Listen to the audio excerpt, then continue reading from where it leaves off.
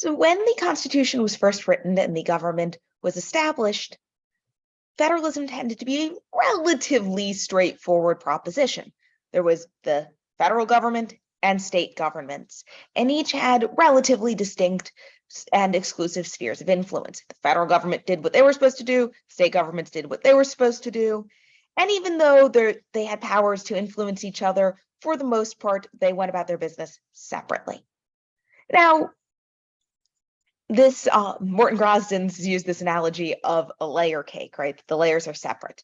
Now, the layers were never quite that clearly defined. There was always some blurring between them, but it's still a pretty good metaphor for this early dual federalism. However, starting really in the 1930s, these layers got very blurred and swirled together, kind of like a marble cake, right? And this process of nationalization shifted authority away from the states and to the federal government, meaning that as the layers got blurred, it wasn't just that the border was getting fuzzier, it was that powers were actually being sucked from the states and into the federal domain.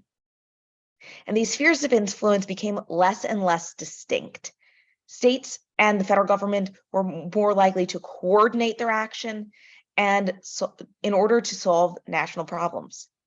This was called cooperative federalism or shared federalism.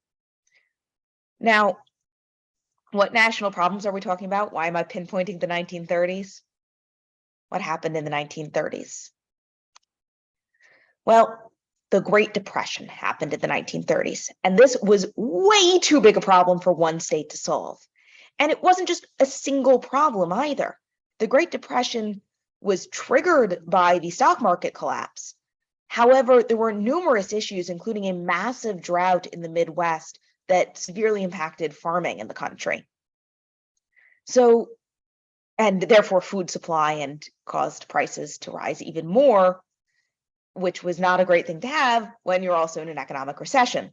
So it was a bad time economically, and there were just a lot of different things going on. Again, that drought, inflation, and recession.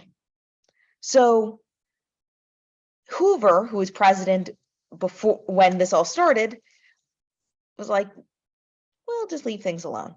It'll get better. And we'll talk more about this economic principle, actually not until Unit 4.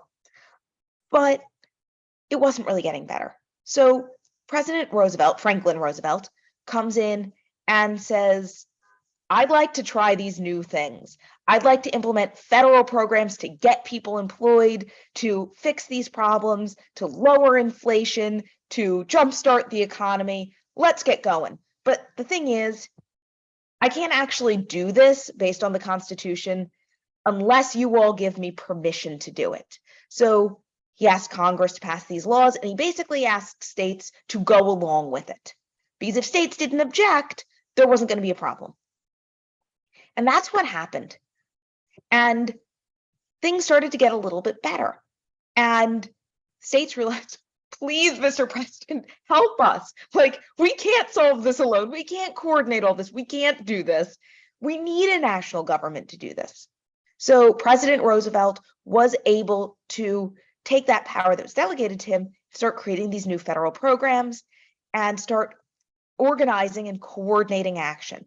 And that's why we had a unitary executive, right? For that ability of one person to coordinate action. That was one of the big arguments that Madison Madison with his Virginia plan, and then later Madison and the rest of the Federalists made for a unitary executive. Now, of course, it wasn't just to solve collective action problems. FDR wanted to do these things anyway, so he used this as an opportunity to get some of these programs passed. Now, just like we can't unswirl a layer cake, a marble cake, and make it back into a layer cake, once this happened, we couldn't really reverse course. So once there were programs like Social Security, which was created by the New Deal, once that existed, we couldn't just say, no, never mind, we don't want the federal government doing this. We couldn't get rid of it. So states gave up this power to the federal government and then really couldn't take it back. So that's how we ended up with this trend towards nationalization that has not ever been fully reversed.